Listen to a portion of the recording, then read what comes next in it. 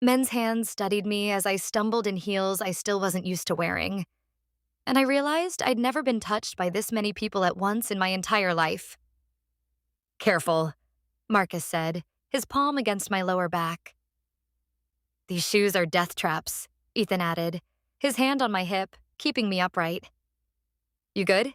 James asked, his fingers wrapped around my arm. We were crowded in the doorway of Mia's bedroom, the party noise loud behind us, and I was pressed between three men who were looking at me like I was something precious and breakable and worth their complete attention. I'm fine, I managed, though I wasn't sure that was true. My heart was racing and my skin was electric everywhere they were touching me. I was 25 years old and had never known anything like this. 3 years since I'd left the community. 3 years since I'd walked away from the only life I'd ever known. And this moment pressed between three strangers at a birthday party in the city seemed the furthest I'd ever been from that old life. You sure about this? Marcus asked quietly, his thumb tracing circles on my back through the thin fabric of the dress Maya had loaned me. We can just talk or go back to the party. No pressure. I looked at each of them, their hands on me, respectful, patient, waiting for my answer.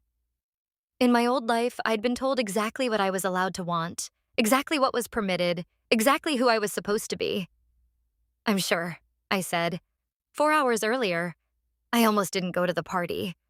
Standing in my tiny apartment, looking at the dress Maya had dropped off.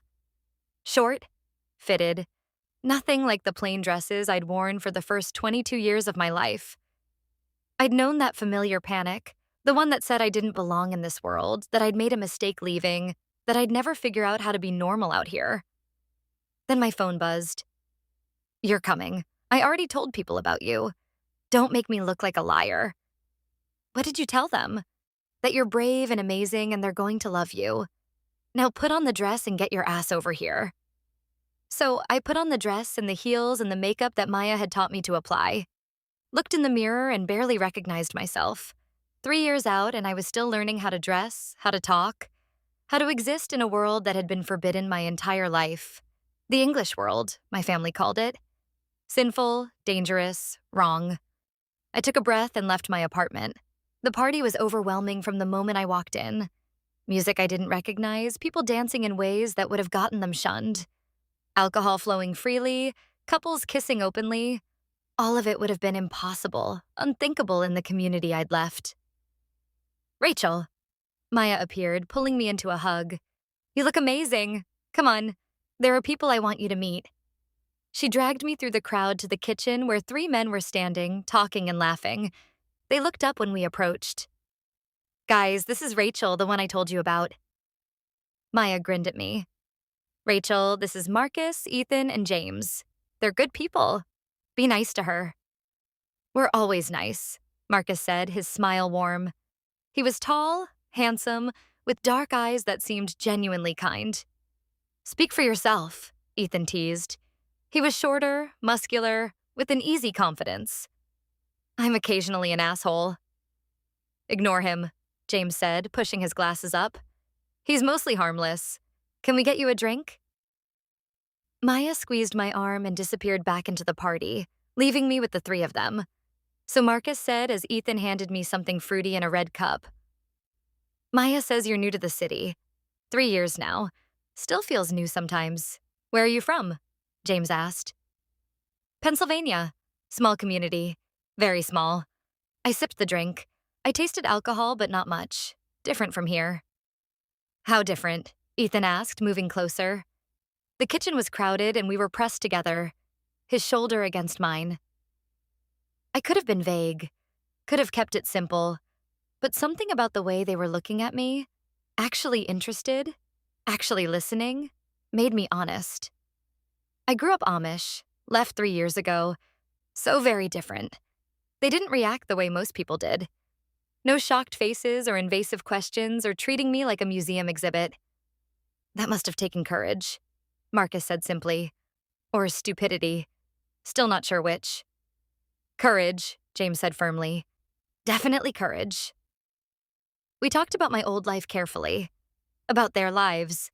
Marcus was a teacher, Ethan in construction, James in graduate school, about Maya and how she'd helped me learn to exist in this new world. Somewhere during the conversation, Marcus's hand found my waist. Ethan's fingers brushed my arm when he reached past me for the bottle.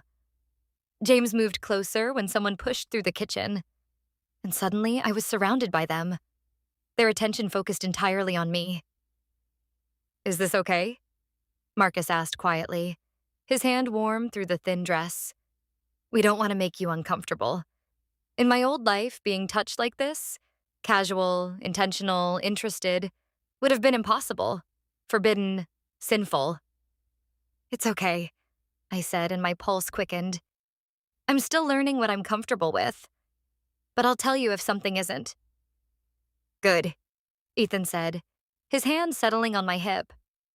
"Because Maya said you might be interested in exploring some things." I looked around for Maya, found her across the room watching with a knowing smile. She'd set this up, had known I'd been asking questions about sex and relationships and what was normal in this world, had apparently decided these three were the answer. "What kind of things?" I asked, though I had a pretty good idea. "Whatever you're curious about," James said, moving even closer. "No pressure, no expectations. Just if you want to learn what you've been missing, we'd like to help." My heart was pounding. In my old life, sex had been about duty. Brief, controlled, joyless. I'd left that world wanting to discover what I'd been told was forbidden. "All three of you?" I whispered. "If you want," Marcus said. His hand on my waist tightened slightly. "We're friends. We've done this before. And Maya thought we'd be good for showing you what you've been missing." I should have said no. Should have taken this slower. I'd only been out 3 years. I was still learning so much. But I'd spent 22 years being told what I could and couldn't do, being controlled, being taught my body wasn't mine. "Yes," I said. "I want to." That's how I ended up pressed between them in Maya's bedroom doorway, their hands steadying me, their attention overwhelming and intoxicating. Marcus moved first, turning me gently to face him, his hands cupping my face. "We go at your pace. You say stop, we stop. You're in control here, understand?" I nodded. "Say it," Ethan said from behind me, his hands on my shoulders. "We need to hear you say you understand." "I understand. I'm in control." "Good," James said, his hand finding mine. "Then tell us what you want." What did I want? I'd spent 3 years being too scared to figure that out.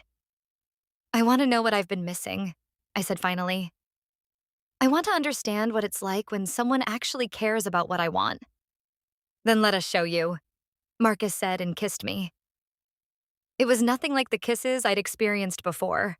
Beautiful, brief, meaningless. This was slow, thorough, his mouth learning mine, while his hands stayed gentle on my face. When he pulled back, Ethan turned me toward him and kissed me differently, more urgent, his hands sliding down to my waist, drawing me close. Then James, his kiss careful and sweet, his hands threading through my hair. They took turns like that, showing me that kissing could be different with different people, that touch could mean different things, that I was allowed to want all of it. We moved to the bed. They undressed me slowly, asking permission with every piece of clothing, telling me I was beautiful in ways I'd never been told before.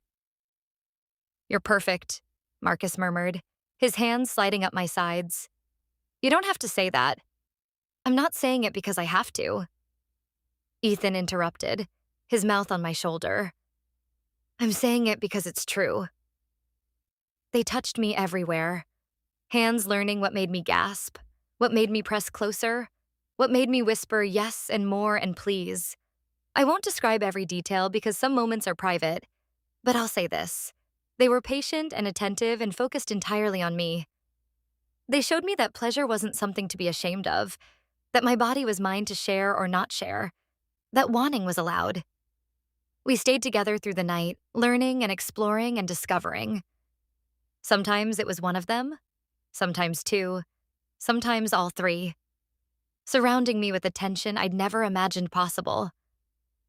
By the time dawn started breaking, I was exhausted and changed and more myself than I'd ever been. "You okay?" Marcus asked, all of us still close together. I'm better than okay. I looked at each of them. Thank you. Don't thank us, James said. You deserved every moment of that. And if you want more moments, Ethan added, his hand finding mine, we're available together or separately, whatever you want. I left as the sun rose, still wearing Maya's dress, and walked home as a different person. 3 years of living in the English world, and I'd been too scared to really explore it, too worried about making mistakes, too convinced that wanting things made me sinful. But tonight, this morning, I'd learned something important. My body was mine. My choices were mine. My desires were mine, and I was allowed to want things. Allowed to explore. Allowed to discover who Rachel was when nobody was telling her who to be. I'd left the community to be free. I was finally learning what freedom looked like. 6 months later. I still see them sometimes. Marcus texts me about art exhibits. Ethan and I get coffee. James helps me with homework. I'm in nursing school now. Sometimes we're together the way we were that first night. Sometimes we're just friends. I'm learning that relationships can be whatever the people in them decide they are. I have my own apartment, a job, friends who aren't from the community, a life that's mine. My parents won't speak to me. That hurts. Probably always will, but I'm building something new, something that fits who I actually am instead of who I was told to be. The community would say, I'm lost, living in sin, damned. Maybe I am, but I've never been more found, more alive, more free. And if that's damnation, I'll take it over the salvation I left behind every single time.